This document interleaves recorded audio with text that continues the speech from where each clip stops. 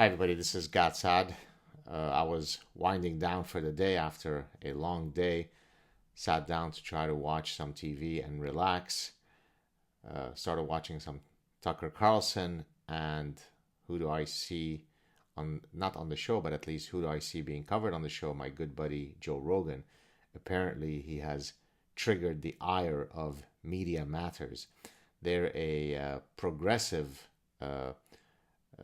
group that monitors the nefarious conservative media to try to address their distortions and lies. And somehow Joe Rogan got on their radar and they decided to conduct an analysis of the guests who've appeared on his show to demonstrate that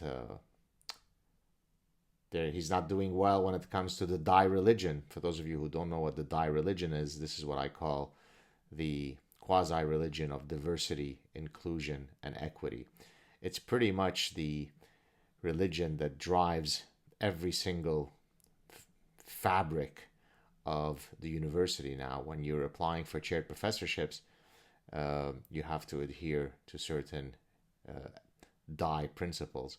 When you're applying for grants, you better show how you're going to adhere to die principles. As a matter of fact, I read an email today regarding a big grant program that specifically said when you put together your team, that team better be in line with diversity, inclusion, and equity. Shouldn't be based on merit. It shouldn't be based on expertise. It should be based on die metrics. Some of you might remember that I organized a symposium at Concordia earlier this past fall, and I discussed an email that I had received from a colleague who said that she thought that it was wonderful that I was hosting this symposium, but that she couldn't help but notice that there was a great gender imbalance in the speakers, and that surely moving forward I will be addressing this or else. I won't repeat the reply that I offered this colleague, but it was a sad reply. But anyways, earlier today I actually posted a satirical exchange that specifically spoke about this die religion. So let me read it for you. How academic interviews will be conducted according to DIE, diversity, inclusion, equity tenets. So hiring committee. Tell us about your work, Dr. Math. Dr. Math replies, I specialize in a specific class of prime numbers. Hiring committee, no, we don't care about your academic work. What have you done to advance DIE? Dr. Math replies, I don't follow. Would you like to see my publications, my citations, my grants, my books? Hiring committee, no. What have you done to promote the understanding of prime numbers through the lens of queer theory? What have you done to hire marginalized people? Dr. Math, I won the Fields Medal at 32. Hiring committee, the Fields Medal is a tool of cisnormative white men. How are you going to be an ally to trans women of color? And then I wrote, slowly we inch to the abyss of infinite darkness. I did a SAAD TRUTH clip where I discussed the fact that UCLA now has, as part of its promotion and tenure process, that you have to fill out a DIE statement, an equity statement. I mean, this is insane. This is now seeping into every single corner of human excellence. Equality of outcomes is now de rigueur. This is what we do. So, of course, it's not surprising that Joe Rogan would be hit by the die religion, because Media Matters is basically saying Joe, who has every right to decide who comes on his show, has to adhere to a certain die principle.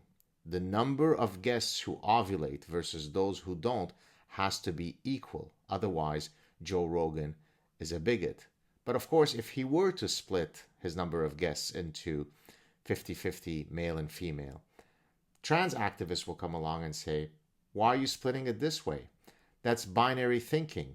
Why aren't there more trans people? Why aren't there more people of color? At what point is this lunacy going to end? Rather than congratulating Joe Rogan for having created one of the most powerful platforms to titillate people's curiosity. Do you know how many people have approached me through the years because they saw me on Joe Rogan? Do you know how many people have decided to study evolutionary psychology, and other topics that I've discussed on his show because of my appearing on his show? Media Matters doesn't care about that. Media Matters decided that they're going to count the number of guests who have testicles versus those who don't. And if you don't have an equal number of testes to vaginas, you're not doing well, Joe. You're a bigot. By the way, the person who wrote the article, let me read you her title. Orwell would be proud. Simply incredible. I mean, you can't make this stuff up. Let me read. Okay, so it's Christina Lopez G is the Deputy Director of Extremism at Media Matters. So she is the one, I don't know what it means to be the head of extremism, but apparently Joe Rogan has gotten into her radar, and therefore Joe Rogan is an extremist. So Joe, remember, your next 50 guests better all be ladies who ovulate. And they better be ladies who ovulate who don't self-identify as male, because then they would be men. If you sit idly and allow this to continue, it's only going to get worse. If you decide that you've had enough, if you are morally indignant at these realities, then speak out. If enough people speak out, believe me, the silent majority outnumbers these cretins in the millions, but they're silent. They're cowardly. They don't speak out. If we all speak in unison, we can regain a society where your individual merits, your individual flaws, irrespective of whether you're tall, short, pink, blue, white, black, Muslim, atheist, any marker, immutable marker, is irrelevant. And the only way that we will be judging people is based on the merits of their ideas, the merits of their personhood. Either get engaged or watch us sink further into the abyss of infinite lunacy. Keep doing what you're doing, Joe. I love you, brother. Cheers.